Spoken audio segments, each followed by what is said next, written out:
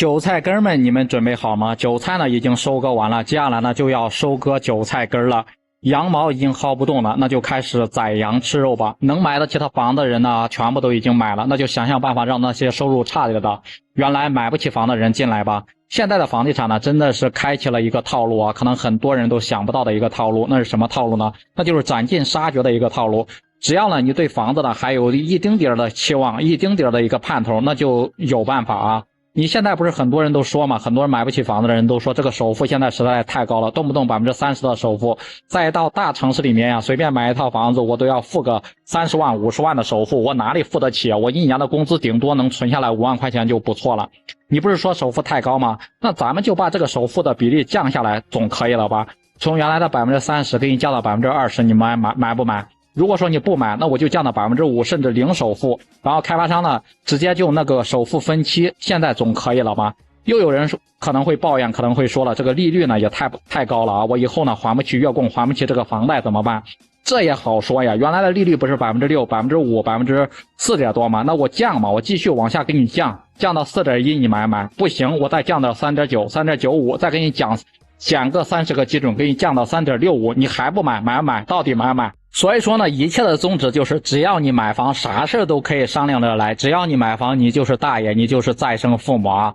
很多人都抱怨了，现在楼市的一个市场不怎么好，然后现在呢，很多人都不愿意买房。我们呢，这个房价呢跌得太厉害，很多人了，老百姓肯定都是抱着一种心态，买涨不买跌嘛。好吧，那我们就再想办法，我们就开始刺激整个楼市，然后出台呢各种各样的政策，给那些开发商们发钱，争取呢不让他们倒闭，不让他们烂尾，让他们呢把房子呢都好好的交付，都好好的给它建起来啊，让这个楼市呢，让这个房地产呢再次回归到一个上涨的一个通道上来，回归到正常的一个途径上来，这样你们总安心了，总可以买房了嘛。反正一切的宗旨呢，就是只要你买房子，什么都是可以商量的，什么降低首付了，什么降低利率了，什么的买房给你送车位了，买房给你送家电了，买房给你送装修了。其实呢，这些呢都是在降低这个购房者的一个门槛而已，都是让那些呢穷人呢能够买得起房子而已，让之前买不起房子的那些穷人呢开始整个接盘这个楼市啊。但是呢，作为我们普通人、普通老百姓啊，你可千万不要高兴得太早。现在呢，能买得起房、能买房，可真的不见得是一件好事啊。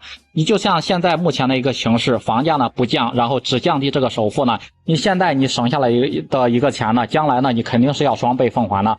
大家可以换算一下，可以设想一下啊。以前呢买套房，假设100万的一个房子，首付是30万，贷款是70万。30年呢我们还完，然后连本带息总额是120万，对不对？如果说现在的首付真的是降低了，然后贷款上来了，首付是20万，贷款是80万，30年之后你算一下你的还款总额，就是连本带息是要还140万。表面上呢你的首付呢是节省了10万块钱，后面的利息呢却整整多出来20万啊。所以说千算万算呢不如别人算的好。明面上是让很多的原来买不起房子的人真的是买得起房子，住得上房子，但实际上呢你后期呢付出来的代价，付出来的钱呢，付出来的利息呢要比之前要多出来很多。前期呢省多少钱，你后面呢都是要付出双倍代价，都是要双倍奉还的。很多人都在感叹嘛，买房容易还贷难，这就是现在为什么社会这几年会出现那么多断供弃哄呢？最后的一个结局就是房子呢被法拍了，然后不但房子没有了，前期的首付自己付的首付也没有了，而且呢还欠了银行一屁股债，一辈子为银行打工。那么大家觉得呢？2024年包括以后的5年或者是10年，大家还有买房的一个打算吗？也欢迎在评论区里面留言讨论，留言分享。我们下期视频再见。